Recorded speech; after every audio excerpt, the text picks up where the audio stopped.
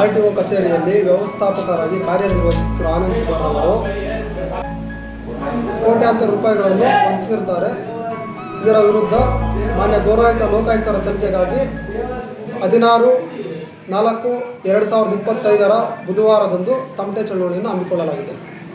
ದಿನಾಂಕ 12/4/2025 ಶನಿವಾರದಂದು ಈ ಪತ್ರಿಕೆ ಹೇಳಿಕೆ ಹಿನ್ನೆಲೆ ಏನಂತಂದು ಹೇಳಿದ್ರೆ, ಒಂದು ಆನಂದ್ ಕುಮಾರ್ ಅವರು ಮಾಡಿರುವಂತಹ ಭ್ರಷ್ಟಾಚಾರ, ಅವರು ಸಾರಿಗೆ ಇಲಾಖೆಯಲ್ಲಿ 3 ಜನ ಮಾಡುವಂಥ ಕೆಲಸವನ್ನು ಒಬ್ಬರೇ ಮಾಡ್ತಾ ಇದ್ದಾರೆ.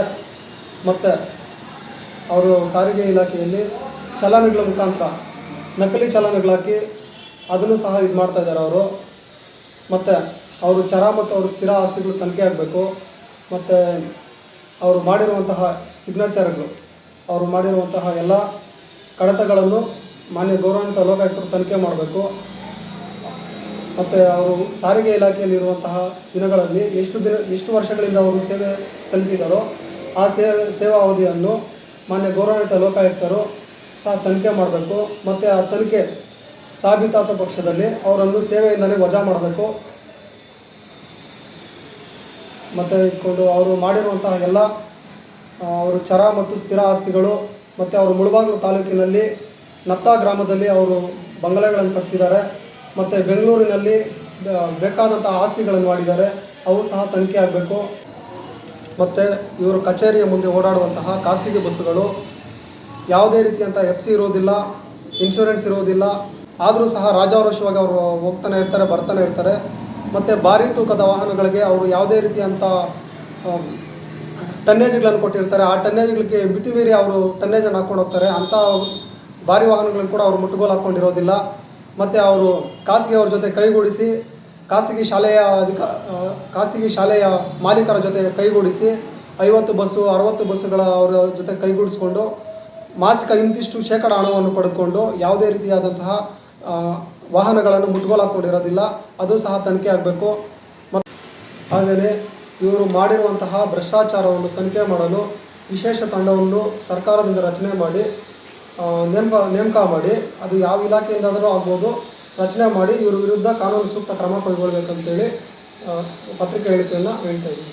ಕರ್ನಾಟಕ ರಿಪಬ್ಲಿಕನ್ ಸಂಘಟನೆ ಕ್ರಾಂತಿ ಸೂರ್ಯ ಹಾಗೂ ಪ್ರಜಾ ವಿಮೋಚನಾ ಚಳುವಳಿಯಿಂದ ಪತ್ರಿಕೆ ಹೇಳಿಕೆಯನ್ನು ಜಂಟಿ ಸುದ್ದಿಗೋಷ್ಠಿಯಾಗಿ ಮಾಡಿಸಿ, ಈ ಪತ್ರಿಕಾ ಸುದ್ದಿಗೋಷ್ಠಿಗೆ ಗಂಗಮ್ಮನಪಾಳ್ಯದ ಮಣಿಯಣ್ಣವರು ಆಗಮಿಸಿದ್ದಾರೆ.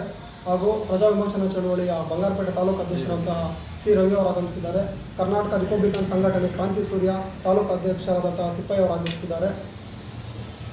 ಏನು RTO ಅಧಿಕಾರಿ ಆನಂದ್ ಅವರು ಮಾಡಿರುವ ಭ್ರಷ್ಟಾಚಾರವನ್ನು ಲೋಕಾಯುಕ್ತರು ತನಿಖೆ ಮಾಡಬೇಕು. ಆ ತನಿಖೆಗೋಸ್ಕರ ಅದಕ್ಕೆ ಆದಂಥ ಸಪ್ರೇಟ್ ಆದಂಥ ಅಧಿಕಾರಿಗಳು ನೇಮಕ ಮಾಡಬೇಕು. ಅವ್ರು ಮಾಡಿರ್ತಕ್ಕಂಥ ಆಸ್ತಿ ಚಿರಾಸ್ತಿಯನ್ನು ಮುಟ್ಗೋಲು ಹಾಕ್ಕೊಳ್ಬೇಕು. ಮೇಲ್ನೋಟಕ್ಕೆ ನಮಗೆ ಮಾಹಿತಿ ಬಂದಂಗೆ 3 ಕೋಟಿ ರೂಪಾಯಿ ಮೇಲೆ ಆಸ್ತಿಯನ್ನು ಅವರು ಮಾಡಿರ್ತಾರೆ. ಅದನ್ನು ತನಿಖೆ ಆಗಬೇಕು. ತನಿಖೆ ಆಗಿ ಅದಕ್ಕೆ ಸಪರೇಟ್ ಆದಂಥ ಅಧಿಕಾರಿಗಳು ನೇಮಕ ಮಾಡಿ ಅವ್ರ ಬಗ್ಗೆ ಶಿಸ್ತು ಕ್ರಮ ಜರುಗಿಸಬೇಕು.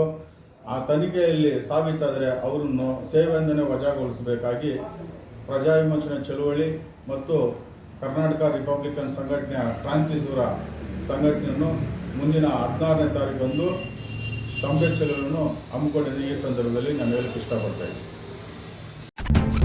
ನಿರ್ಮಯ ಮೀಡಿಯಾ ಚಾನೆಲ್ ವೀಕ್ಷಿಸಿ, ಸಬ್ಸ್ಕ್ರೈಬ್ ಮಾಡಿ, ಲೈಕ್ ಮಾಡಿ, ಶೇರ್ ಮಾಡಿ.